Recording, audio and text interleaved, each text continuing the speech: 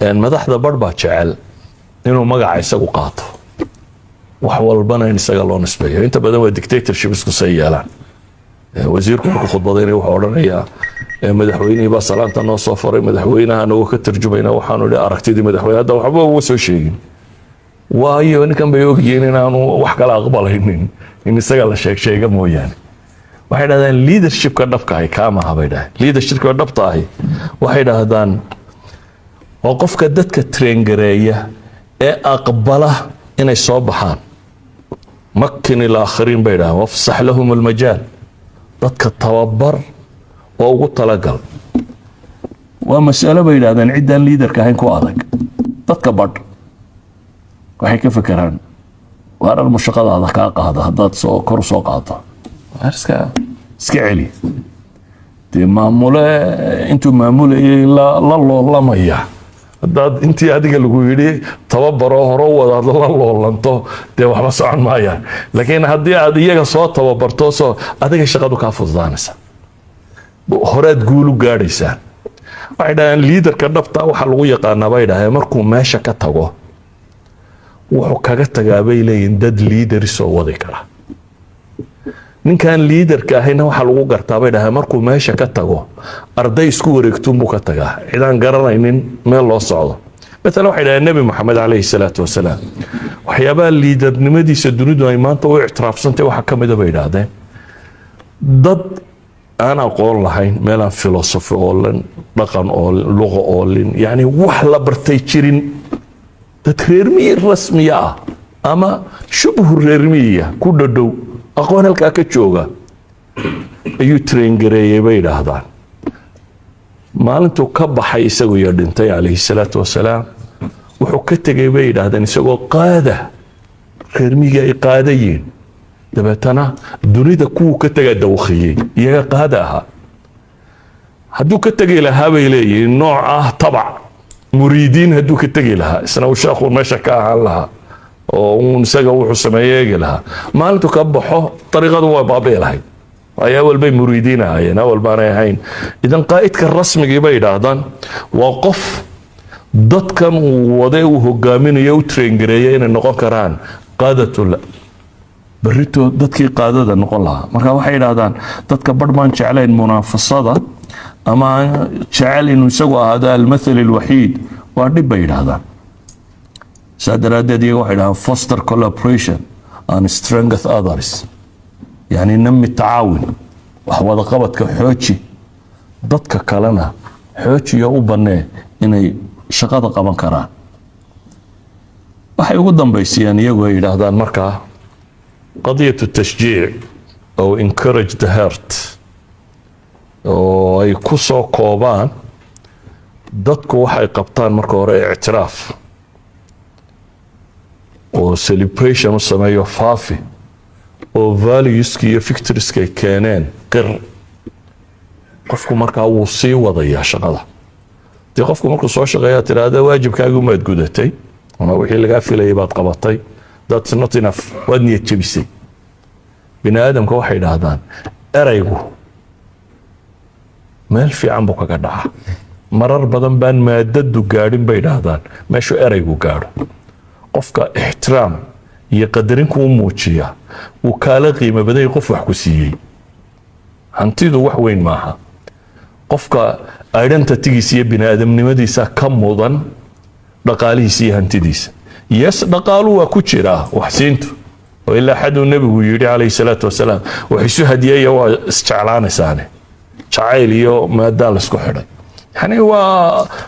basharka waa ku abuurantay quraanka haddaad akhrido حولها هي جعيل كود واسكو نبي بناده وانه لحب الخير للشديد وتحبون المال حبا جما حتى كوا بحين محل وير قرانكا waxay bixinayaan baa la yiri maxay ala hubbihi iyagoo jecel bay siinayaan miskiina way yatiimo ay seen marka ka bixiyeen isagoo jecel buu bixinaya ka kalena isagoo jecel buu guranaya weeyaan idan waa kamid laakiin waxay leenahay iyadoo qura maaha qofka in la ixtiraamo oo wax qabadkiisa la faafiyo oo la abaal mariyo oo la tashjiiciyo ayaa ah bay leeyiin wax weyn ah صادرادد ليدر كوبين لأن مركز ورك سوق قبنا وين نقضى قف ضدك ولا جعليه نبينا عليه الصلاة والسلام وحشاقي حلكنا من مدنكنا ما يدين شجاب نبينا ألا أخبركم بخيار أمورائكم وشرارهم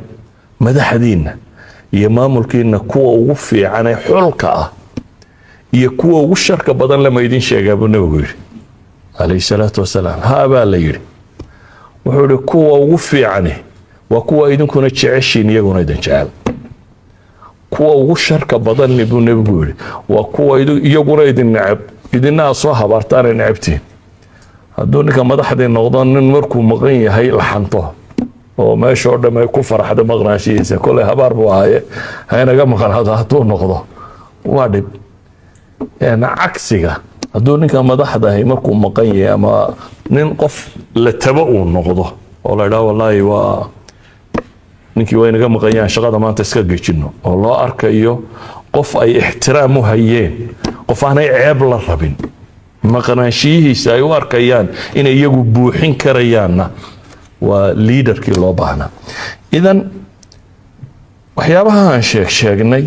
labadaa nin wixii ay sheegeen aan ka soo koobnay ama ha noqoto traitiska oo simaadka qofka laga rabaa ama ha noqoto akhlaaqiyaadka ama dhaqamada ama practiceska ama afcaasha la rabo inuu qofka liidarkii qabto ha noqotee wuxuuba waa intii ilaahay kitaabkiisa ku sheegay ama sunnada nabiga calayhi salaatu wasalaam ku sheegay waayo waxay dhahdaan qaa'idka dunida ugu xoog badanee soo maray xataa gaal waxay leeyihin waa nebi maxamed calayhi salaatu wasalaam ma nebinimada ay qiimeynayaan maya iyagu waxay qiimeynayaan outcomeka waxay leeyihiin wuxuu haystay wixii ugu yaraa resourcekii ugu yaraa buu haystay bay leeyihiin waxaanu dhaliyay bay leeyihiin wixii ugu weynaaye bini aadam uu dhalin karo qofku haddii de inaga project balaan markaad lagu yidhaahdo waxaa soo qabo project balaan baad samaysataa aad ka waranto kow resourceskaad u baahantay waxaasaan u baahno kaasaan u baahno waqti intaa lago dad intaa lago shaqo intaa lago xoog intaa lago intaa marka lagu siiyo ayaa haddana wagash tahay talo muu fuli doonaa projectkii mise ma fuli doono ma sax noqon doona mara nabi maxamed intaa midna ma haysan meel cidla ah oo quraysh joogto oo diinlaawayaal joogaan oo mabda aanay rumaysnayn la rabo inuu ka dhaadhiciyo ku hogaamiyo waanu dhaqaalo haysano ciidan u haysan buu ayuu ka bilaabay idan waxay yidhaahdaan resource gacantiisa kuma jiraan waxyigaas iyo tusaalaha allah hayniya alla subxaana watacaala gargaarkiisa waxaanu dhaliyay bay yidhaahdaan isbedelada dunida ka dhacay isbedeladii ugu weynaa marka iyagu gaaladu waxay qiimeynayeen qofkani wixii uu haystee practicalka iyagu ay arkayeen iyo natiijadii ka dhalatay markay isu qiimeeyeen waxay tilmaamayeen inuu yahay good leader haddaba liidernimada oo dhamme markaan soo koobno waa inuu qofku noqdo asaadiq alamiin taas buu ku helayaa kalsoonida dadkiisa ama credibilityga uu ku helaya practicekan ay sheegayaanna haddii uu sameeyana wuxuu noqonayaa inay bulshadu hore u socoto laakiin waxaan akhriyay waa theory waa nadariyaadkii waxaa ka quman in tadriib lagu helo kuwaasi waxaynu sheegnay system loo tababaro basharku buu leeyahay oo loo gaadhsiin karo qaabkaasi in la helo iyadoo tababara ayaa waxay ka muhiimsantahay in la helo iyadoo lecture hadda waxa aynu dhignay wuxuu la mid noqonayaa theory-gii darawalnimada marka la dhigayo la sharxi jiray waa laga yaabaa haddii la idin imtixaamo inaa intii qorqortaan oo guulaysataan laakiin practically ma fulin doontaan waxay u baahan tahay in gaadhiga laydin baray sida loo wada iyo inaan laydin baray inuu magaca isagu qaato wax walbana in isaga loo nisbeeyo inta badan waa dictatorship isku say yeelaan wasiirku markuu khudbadayna wuxuu odhanayaa madaxweynihii baa salaanta noo soo faray madaxweynaha nagu ka tarjumayna waxaanu idhi aragtidii madaxweyne hadda waxba uga soo sheegin waayo ninkan bay ogyihiin inaanu wax kala aqbalaynin in isaga la sheega mooyaane waxay dhahdaan leadershipka dhabka ahi kaamaha bay dhahay leadershipka dhabta ahi waxay dhahdaan waa qofka dadka traingareeya ee aqbala inay soo baxaan makin ilaakhiriin bay dhahaan wafsax lahum almajaal dadka tababar oo ugu talagal ومسألة بين هذا عدة ليدر كهين كوادك تتكبر waxay ka fakaraan warar mushaqada aad ka qaado hadaad soo kor soo qaado iska celi de maamule intuu maamulay la loolamaya hadaad intii adiga lagu yiri tababaro hore wadaad la loolanto de waxba socon maayaan laakiin hadii aad iyaga soo tababarto soo adiga shaqadu ka fududaanaysa horaad guul u gaadhaysaa waxay dhahaan leaderka dhabta waxa lagu yaqaanaa bay dhahay markuu meesha ka tago wuxuu kaga tagaa bay leeyihiin dad leaders oo wadi kara ninkan leaderka ahayna waxa lagu gartaa bay dhahay markuu meesha ka tago arday isku wareegtuun buu ka tagaa cidaan garanaynin meel loo socdo مثلا waxay dhahay nabi maxamed alayhi salaatu wasalaam waxyaabaha liidernimadiisa dunidu ay maanta u ictiraafsantay waxa kamid ah bay yiraahdeen dad aan aqoon lahayn meelaan philosophy oo lan dhaqan oo luqo oo lin yani wax la bartay jirin ترمي رسمية أما شبه الرمية كل دو أقوى الكاكتشوغا أيو ترينجري بيد هذا ما أنتو كب حيسوي يردنتي عليه الصلاة والسلام وحكتك بيد هذا نسوي قادة رمية قاديين دبتنا دوني كو كتك دوخي يا قادها هدو كتك لها بيلي نوع طبع مريدين هدوك التجي لها سنة وشاخو ماشا كاها لها ونساقا وحو سماياقي لها مالتو كبحو طريقة دوا بابي لهاي أي أول بي مريدين هايين أول باني هايين إذن قائدك الرسمي جيبايد هذا وقف ضد كان وضيو هقامين يو ترينجريين النقو كران قادة لا بريتو ضدكي قادة النقو لها مركا وحيد هذا ضد كبرمان شعلين منافصة أما شعال إنه يسوى هذا المثل الوحيد وردب بيد هذا سادر هذا دي واحد foster collaboration and strength others يعني نمي التعاون وحوى قبط كحوشي ضدك كلنا حوشي يوبني إنه شقاط قبن كران waxay ugu dambeysiyaan iyagoo yiraahdaan marka qadiyatu التشجيع أو encourage the heart oo ay ku soo koobaan dadku waxay qabtaan marka hore ictiraaf oo celebration u sameeyo faafi oo valueski iyo victorieski ay keeneen qir qofku markaa wuu sii wadayaa shaqada dee qofku markuu soo shaqeeyaa tiraahda waajibkaagu maad gudatay ama wixii lagaa filayay baad qabatay that's not enough waad niyad jabisay bini aadamka waxay dhahdaan eraygu meel fiican buu kaga dhaca marar badan baan maadadu gaadhin bay dhahdaan meeshuu eraygu gaadho qofka ixtiraam iyo qadarin kuu muujiya wuu kaala qiimo badan qof wax ku siiyey hantidu wax weyn maaha qofka identitygiisa iyo bini'aadamnimadiisa ka mudan dhaqaalihiisa iyo hantidiisa yes dhaqaalu waa ku jira wax siintu oo ilaa xaduu nabigu yidhi calayhi salaatu wasalaam wax isu hadiyaya waa isjeclaanaysaane jacayl iyo maaddaa la isku xidhay yani waa basharka waa ku abuurantay dee qur-aankaba haddaad akhrido xoolaha iyo jacaylkoodu waa isku naban yihin bini aadam wainahu lixubu lkhayri lashadiid watuxibuuna almaala xuban jama xataa kuwa bixinayay maxaa lagu yidhi qur-aanka waxay bixinayaan baa la yidhi maxay calaa xubihi iyagoo jecel bay siinayaan miskiina wayatiimo ay siiyeen marka ka bixiyeen isagoo jecel buu bixinayaa ka kalena isagoo jecel buu guranayaa weeyaan idan waa ka mid laakiin waxaan leenahay iyadoo qura maaha qofka in la ixtiraamo oo waxqabadkiisa la faafiyo oo la abaal mariyo oo la tashjiiciyo ayaa ah bay leeyihiin wax weyn ah saadaradeed leaderku bayn leenahay markaynu warka soo koobno waa inuu noqdaa qof dadku wada jecel yahay nabiguna calayhi salaatu wasalaam wuxuu sheegay war xulkiina ama mudankiina ma idin sheegaa buu nabigu yidhi alaa ukhbirukum bikhiyaari amwaraa'ikum wa shiraarihim madaxdiina